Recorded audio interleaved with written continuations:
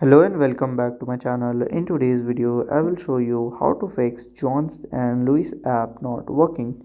So let's get started. So here we can see John's and Louis app. If it's not working, then you have to follow this simple method. So just press and hold it here. Then here you have to click on this I button. It will open the app info. Okay. So at here you have to scroll down at the last and click on the storage. Just click on clear data, just delete it. Okay, then you have to open the app again. If it's work for you, then fine.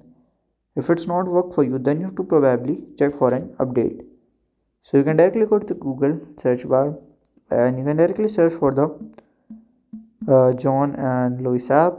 So from here you can click and install the update and use it.